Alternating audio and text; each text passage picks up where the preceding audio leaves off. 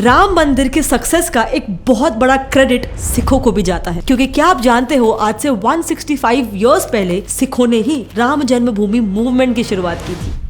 Yes, Sikhs ने ही इस movement की नींव रखी थी। और सिर्फ मूवमेंट की शुरुआत ही नहीं, 1858 में सिखों ने तो बाबरी मस्जिद पे कब्जा करके वहां हवन तक किया था, बाबरी पे भगवे रंग के झंडे भी लहराए थे और वहां राम भगवान की मूर्ति तक स्थापित की थी। आज भी अपने इसी ट्रेडिशन को फॉलो करते हुए 22 जनवरी 2024 को हो रहे राम मंदिर की ओपनिंग में भी सिख्स राम मंदिर बनने की खुशी में लंगर रखने वाले हैं। जो विरासत में उनकी पीढ़ी में 8वीं पीढ़ी में उनकी गद्दी पे हूँ, सो उसकी खुशी में हम वहाँ पे अयोध्या में लंगर लगाने जा रहे हैं।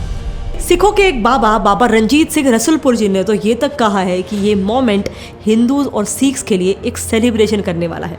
सिख और जो सनातन भाई हैं, हम एक खुशी को मिलके मनाएं। बड़े एक मिनट, प्योर रिसर्च के हिसाब से तो मेजॉरिटी इंडियन सिख्स अपने आप को हिंदुइज्म से अलग मानते हैं और सिखिज्म को हिंदुइज्म से एक अलग धर्म मानते हैं। सिखों के एक प्रोमिनेंट राइटर भाई काहन सिंह नाभा जी ने तो हम हिंदू नहीं ये फेमस किताब तक लिखी थी। तो सिख्स राम मंदिर के लिए इतना सपोर्ट आखिर क्यों बता रहे हैं? वेल, आई वुड से ये कोई नई और स्ट्रेंज बात नहीं है। इतिहास में भी जब कभी भी हिंदुओं पे कोई भी खतरा आया है, सिख्स हमेशा हिंदुइज्म के लिए खड़े हुए हैं। इनफैक्ट क्या आप जानते हो, एक सिख गुरु ने तो कश्मीरी पंडितों के लिए अपनी जान तक कुर्बान की थी। आई नो ये सारे स्टोरीज हमें कभी सिखाई नहीं गए हैं। नाउ ये सिख गुरुज ने ऐसा क्यों किया, सिख्स राम मंदिर के इनॉग्रेशन के लिए इतने एक्साइटेड क्यों है और सिखों ने राम जन्मभूमि मूवमेंट की शुरुआत आखिर क्यों की थी, इन सब के पीछे के रीजंस काफी इंटरेस्टिंग है। पूरी हिस्ट्री बहुत इंटरेस्टिंग है जिसे हम अभी डिटेल में डिस्कस करेंगे। So starting with the movement, काफी कम लोग ये जानते हैं कि नवंबर 1858 में बाबा फकीर सिंह खालसा,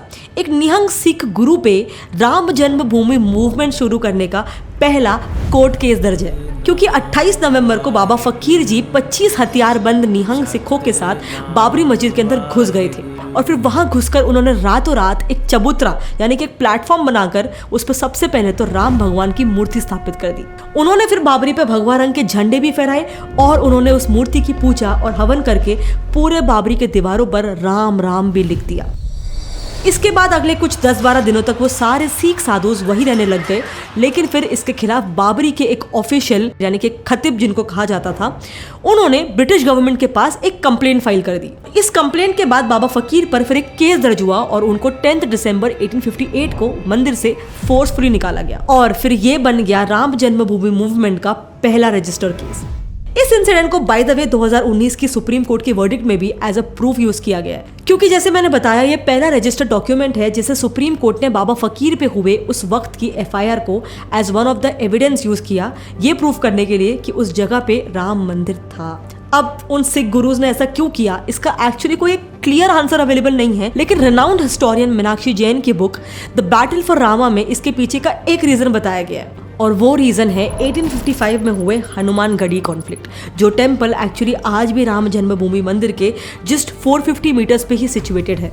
सो कहानी शुरू होती है 8 फरवरी 1855 के दिन से, जिस दिन एक ब्रिटिश रेसिडेंट जेम्स ऑट्रम ने अवध के नवाब वाजिद अली शाह को एक लेटर लिखा। Now let me clear this कि उस वक्त ना ब्रिटिश रूल जरूर था, लेकिन इंटरनल एडमिनिस्ट्रेशन तभी भी लोकल राजाओं के हाथ में ही होता था और अयोध्या भी उस समय मुगल्स के बाद उनके द्वारा वहां पे प्लेस्ड नवाब्स यानी कि गवर्नर्स के रूल में आ गया था। नाउ जो नवाब अयोध्या में थे वो वाजिद अली ही थे। सो इन्हीं नवाब को एक ब्रिटिश ऑफिसर जेम्स ने एक लेटर लिखा कि शाह गुलाम हुसैन नाम का एक क्लेरिक एक मॉब के साथ हनुमानगढ़ी टेम्पल पर जल्दी हमला करने वाला है। एक्चुअली शाह गुलाम का मानना था कि उस मंदिर के जगह पे पहले एक मस्जिद था जिसे उन्हें रिक्लेम कर लेना चाहिए। अब इस अटैक को रोकने के लिए ब्रिटिश ऑफिसर्स ने तो नवाब से आर्मी भेजने के लिए कहा, बट वो नवाब इस अटैक को रोक नहीं पाए। अब आगे जो होता है वो काफी इंटरेस्टिंग है, क्योंकि जैसे ये खबर फैली कि मंदिर में अटैक होने वाला है तो उस मंदिर के पास कई साधु जमा होने लग गए अचानक से।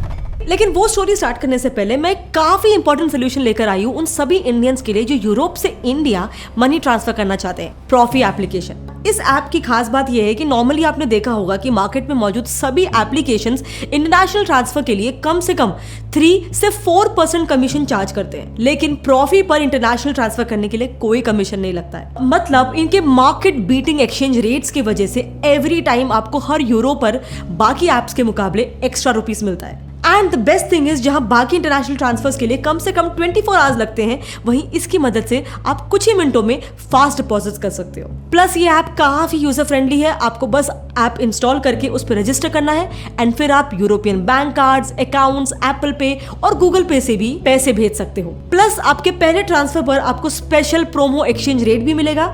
और हाँ, अगर आप अपने फ्रेंड्स को इस पे इनवाइट करोगे तो उनके हर 100 यूरोस ट्रांसफर पर आपको 10 यूरोस फ्री मिल जाएगा। एंड डोंट वरी, ये app European Union financial authorities द्वारा ट्रस्टेड है with 4.6 out of 5 rating on Trustpilot, a leading international business review platform. तो आप आज ही प्रॉफी एप्लीकेशन डाउनलोड कर सकते हो और यूरोप से इंडिया में मौजूद अपने लव्ड वंस को इंस्टेंट मनी ट्रांसफर कर सकते हो। लिंक मैंने डिस्क्रिप्शन में डाल दिया।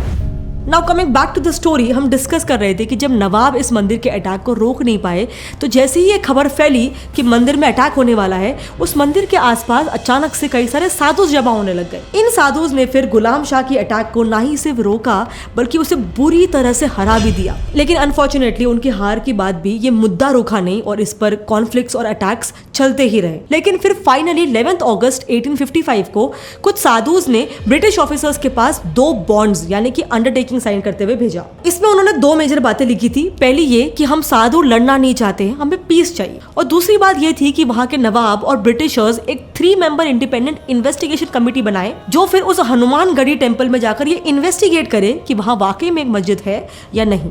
इस कमेटी में साधुज ने इन 3 मेंबर्स को इंक्लूड करने को कहा। पहला, मुस्लिम्स के साइड से आगा खान, हिंदूज के साइड से राजा मान सिंह और एक ब्रिटिश ऑफिसर कैप्टन और को। फिर साधुज ने यह भी प्रॉमिस किया कि अगर ये कमेटी कहे कि हनुमानगढ़ी मंदिर में मस्जिद है तो वो तुरंत इसे खाली कर देंगे। साधुओं के इस रिक्वेस्ट को मानते हुए नवाब ने भी तुरंत कमेटी बनाने की परमिशन दे दी और उस कमेटी ने मंदिर की जांच भी करना शुरू कर दिया। इस कमेटी का रिजल्ट एक्चुअली में हिंदुओं के पक्ष में आया कि वहां पे कोई मस्जिद नहीं है। लेकिन अनफॉर्चुनेटली कमेटी के इस डिसीजन के बाद भी वहां पे राइट्स नहीं रुके। अयोध्या में लगातार छोटे मोटे राइट्स इस मुद्दे पे चालू ही थे। लेकिन बात तब बिगड़ी जब सितंबर 1855 को एक दूसरे क्लेरिक आमिर अली ने फिर से उसी हनुमानगढ़ी टेंपल पे एक दूसरा मेजर अटैक इनिशिएट किया। अब वैसे तो वो दूसरा अटैक भी एक फेलियर ही था, लेकिन आमिर अली के इस अटैक के रिटेलिएशन में निहंग साधु बाबा फकीर जी ने बाबरी राम जन्मभूमि को ही पूरा कैप्चर करके वहां पे भगवान राम की पूजा स्थापित कर ली। लेकिन एक मिनट, इस पूरे मुद्दे में तो अभी तक मैंने सिखों का नाम ही नहीं लिया। एक हिंदू मंदिर पर हमला हुआ और उससे ये पूरा मुद्दा शुरू हो गया। तो आखिर इस पूरे मुद्दे पर सिख्स गुस्सा क्यों हुए और उन्होंने रिटेलिएट क्यों किया? वेल, ऐसा इसीलिए क्योंकि कई रिपोर्ट्स का मानना है कि हनुमानगढ़ी के उस मंदिर को बचाने के लिए लड़ने वाले उन साधुओं के साथ सिख निहंग साधुस भी शामिल थे।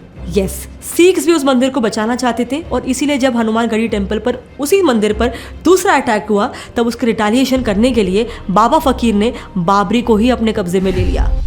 And let me tell you, ये पहली बार नहीं था जब सिखों ने राम मंदिर के लिए स्टैंड लिया। क्या आप जानते हो, साल 1672 में खुद गुरु गोविंद सिंह जी ने राम जन्मभूमि के लिए औरंगजेब से वॉर लड़ा था और इस बात के सबूत आज भी अयोध्या के गुरुद्वारा श्री ब्रह्मकुंड साहिब में रखे हुए हैं। इस हिस्टोरिक इवेंट पे जी न्यूज ने एक ग्राउंड इन्वेस्टिगेशन किया था जिसमें उन्होंने खुद अयोध्या के गुरुद्वारा में विजिट करके इस इवेंट के बारे में काफी सारे एविडेंसेस कलेक्ट किए। सो कहानी कुछ ऐसी है कि 1660s में औरंगजेब ने राम जन्मभूमि में हो रहे राम भगवान की पूजा को कंप्लीटली बंद करने के लिए अयोध्या के साधुओं पर अटैक किया था। अब इसके रिटेलिएशन करने के लिए एक साधु बाबा वैष्णव दास साधुओं की एक आर्मी बनाकर औरंगजेब के खिलाफ लीड तो कर रहे थे, लेकिन प्रॉब्लम ये था कि उनकी आर्मी हल्की सी छोटी थी। इसीलिए बाबा ने गुरु गोविंद जी से मदद मांगी और गोविंद जी ने भी उनकी मदद के लिए तुरंत हाँ कर दी और निहंग सिखों की आर्मी को साधुओं के साथ लड़ने के लिए भेज दिया। इस लड़ाई में फिर साधुस और सिख आर्मी ने मिलकर मुगल्स को बुरी तरह से हरा दिया और ऐसा कहते हैं कि इसके बाद कई सालों तक मुगल्स ने अयोध्या पे अटैक करने की कोशिश तक नहीं की। जी न्यूज ने यह भी बताया कि आज भी इस जंग में लड़े गए सिख वेपन्स को ब्रह्मकुंड साहिब गुरुद्वारा में आज भी रखा हुआ है और गुरुद्वारा के चीफ ग्रंथी गुरजीत सिंह खालसा जी बताते हैं कि वॉर जीतने के बाद खुद गुरु गोविंद जी ने अयोध्या की जमीन हिंदुओं को सौंपी थी। इनफैक्ट इससे भी पहले 1510 में ही खुद गुरु नानक देव जी ने भी राम जन्मभूमि मंदिर में विजिट करके वहां भगवान राम के दर्शन लिए थे और इस बात को भी एज अ लिटरेरी प्रूफ खुद सुप्रीम कोर्ट ने ही अभी हाल ही के वर्डिक्ट में यूज किया था, क्योंकि इससे ये प्रूव हो रहा था कि वहां पे बाबरी मस्जिद बनने से पहले एक राम मंदिर मौजूद था। अब ऑफ कोर्स इतने सारे स्टोरी सुन के एक नेचुरल क्वेश्चन तो उठता ही है कि सिख गुरुज क्यों राम मंदिर को सपोर्ट करते आए हैं हिस्टोरिकली। सो वेल, इस सवाल के कई सारे इंटरप्रिटेशंस है, यानी कि बहुत सारे जवाब है, लेकिन उनमें से ही एक काफ़ी इंटरेस्टिंग और पीयर रिव्यूड इंटरप्रिटेशन को आज हम जानेंगे, यानी काफ़ी लोगों ने ये क्लेम को एक्सेप्ट किया है, उस आंसर को भी हम जानेंगे। एक जर्नल है जिसका नाम है प्रज्ञता जर्नल। ये वेबसाइट बुक्स की एक्सर्प्ट्स यानी कि समरी पब्लिश करती है। ऐसे ही एक सिख स्कॉलर राजेंद्र सिंह जी द्वारा लिखी गई एक किताब सिख इतिहास में श्री राम जन्मभूमि की समरी उन्होंने अपने इस आर्टिकल में पब्लिश की हुई है। बाय द वे, ये बुक नीति आयोग की गवर्नमेंट लाइब्रेरी में भी रखी हुई है। इस किताब में उन्होंने गुरु गोविंद जी की ऑटोबायोग्राफी बचित्र नतक का रेफरेंस देते हुए बताया है कि क्यों सिख गुरुज भगवान राम को फॉलो करते थे। अपनी ऑटोबायोग्राफी में गोविंद जी ने लिखा है कि वो भगवान राम के छोटे बेटे लव के वंशज है और गुरु नानक देव जी भगवान राम के बड़े बेटे कुश के वंशज हैं। उस किताब में यह भी लिखा हुआ है कि इन क्लेम्स को बाकी कई ऑथेंटिक बुक सोर्सेस से वेरीफाई भी किया गया है और इसीलिए इस किताब के मुताबिक खुद सिखों के लिए ही भगवान राम और राम जन्मभूमि एक डीप सिग्निफिकेंस होल्ड करती है। एंड आई थिंक इसके प्रूफ्स आप खुद भी देख सकते हो। सिख धर्म में भगवान राम का कई बार जिक्र किया गया है, जैसे कि सिखों की सबसे होली रिलीजियस बुक श्री गुरु ग्रंथ साहिब में 2533 टाइम्स राम शब्द यूज किया गया है। इस बात को तो खुद पंजाबी साहित्य अकेडमी के एक प्रोफेसर सुखदेव सिंह सिरसा जी ने ही अपने एक इंटरव्यू में बताया था। उनका कहना था कि राम, रामा और राम राजे ऐसे वर्ड्स आपको श्री गुरु ग्रंथ साहिब में 2533 टाइम्स क्लियरली लिखे हुए मिल जाएंगे, जिसमें भी ये शब्दों का इस्तेमाल भगवान राम को पूजनीय मानते हुए किया गया है। इसी का एग्जाम्पल देते हुए प्रोफेसर सुखदेव बताते हैं कि श्री गुरु नानक देव जी ने भी अपनी एक किताब आसादी वार की शुरुआत ही इस वर्ड से की थी, जिसका हिंदी में अर्थ होता है मेरी आंखें अमृत से भरी है, मेरा मस्तिष्क राम के नाम से।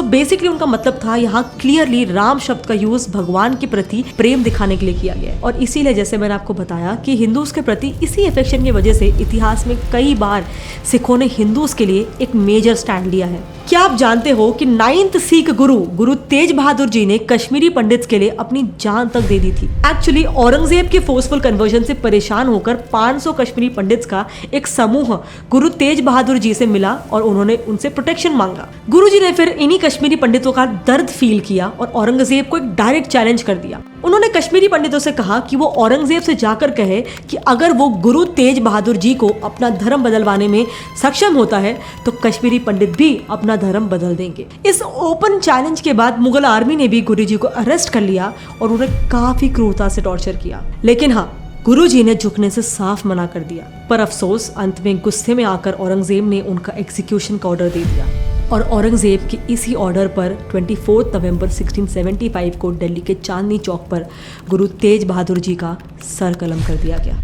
आज अगर आप देखोगे तो इन्हीं गुरु तेज बहादुर जी के मेमोरी में ही शीशगंज साहब गुरुद्वारा भी बना हुआ है। लेकिन हाँ, हिंदूज का साथ देने के अलावा भी सिख्स हमेशा से ही देश के लिए भी आगे खड़े हुए। क्या आप जानते हो कि आज हमारे देश के पॉपुलेशन में भले ही सिखों का काउंट सिर्फ 2% है, पर इंडियन आर्मी में सिख कंट्रीब्यूशन 10% है। इसके अलावा सिख रेजिमेंट इंडियन आर्मी की मोस्ट डेकोरेटेड रेजिमेंट है, यानी सिख रेजिमेंट को सबसे ज्यादा गैलेंट्री अवार्ड्स मिले हैं, वीरता बहादुरी के अवार्ड्स मिले हैं, which is actually very inspirational. लेकिन अनफॉर्चुनेटली अक्सर हमें हमारे ही लोगों का इतिहास नहीं पढ़ाया जाता है। एनीवे, आज हम सब राम मंदिर के प्राण प्रतिष्ठा के लिए काफी ज्यादा खुश है, लेकिन मेरा आज का ये वीडियो आपको सिर्फ यही मैसेज देने के लिए था कि इसमें सिखों का भी एक काफी इंपॉर्टेंट रोल रहा है एंड शायद आपको इसके बारे में ना पता हो।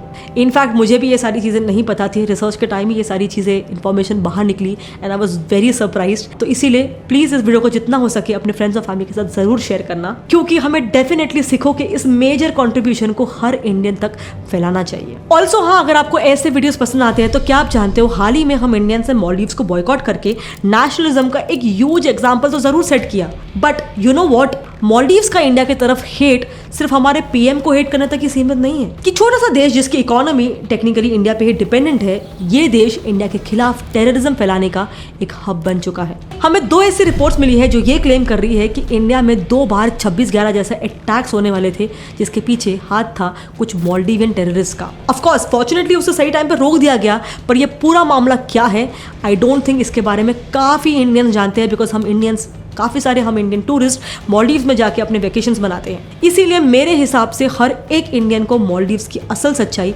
मालूम होनी चाहिए। अगर आप भी वो देखना चाहते हो तो हमने इस वीडियो में उसे डिटेल में कवर कर रखा है, आप यहाँ पे लेफ्ट पे क्लिक करके उसे देख सकते हो। ऑल्सो हाँ, जाने से पहले अगर आपके कोई रिलेटिव्स या आप खुद यूरोप में रहते हो और इंडिया में मनी ट्रांसफर करना चाहते हो तो don't forget to check out Profee application, जिससे आप एकदम फास्ट और कमीशन फ्री मनी ट्रांसफर कर सकते हो। लिंक मैंने डिस्क्रिप्शन में डाल दिया है। जय हिंद।